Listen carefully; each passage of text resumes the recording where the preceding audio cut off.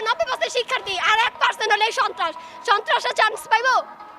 মাত্র বিরিয়ানির লোভে এরা এখানে আসে। এই ছেলেটা পাস করছে, এই ছেলেটা পড়াশোনা করে। আমার বুকের মধ্যে বাড়িটা মারছে বিচের কোনায়। এই যে পুলিশের এখানে আমাকে এই যে এইখানে দাঁড়ায় আমার পায়ের নিচে দুটো বাড়ি মারছে আঙ্কেল। আমার মার কি কষ্ট হয়। ঠিক আছে লেখাপড়া করবা, কিন্তু তোমরা পোলা পাইন এখনো। তোমরা এখনো পোলা পাইন। তোমরা এখনো পোলা পাইন। তোমরা এগুলো করো না ভাইয়া। তোমরা মেয়ে মানুষ থাইকো না, ছেলেরা করতেছে, তোমরা যাও। মেয়ে মানুষ ডাজন্ট ম্যাটার। দেশ চালাকে শেখ হাসিনা, শেখ হাসিনা লাত্তি বানা ব্যাট করে না এখন। তোমরা যে ছাত্রলীগে পোলা পাইকে হাত পা রক করছো, সেটা কি?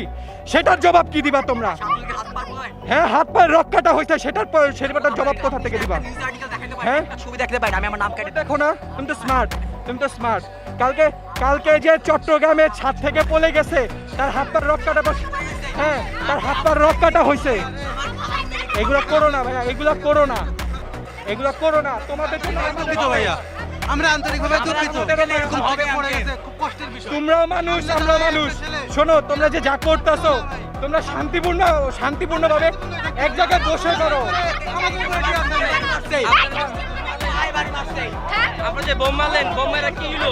শাহবাগে গতকাল আমার গায়ে টিয়ার শেল মারছিল। সিটি অচল করে দিছো, কোটি কোটি টাকা বাণিজ্য নষ্ট হচ্ছে।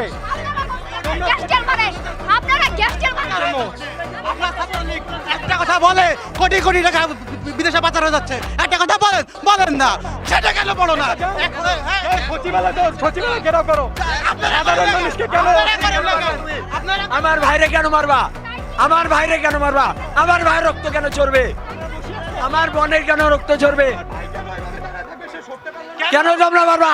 কেন তোমরা কোন মারবা? পুলিশের কোন ম্যান্ডেটে, কোন সংবিধানে আছে যে পুলিশ এরকম নির্দ্বিধায় গুলি চালাইতে পারবে? কোন সংবিধানে আছে?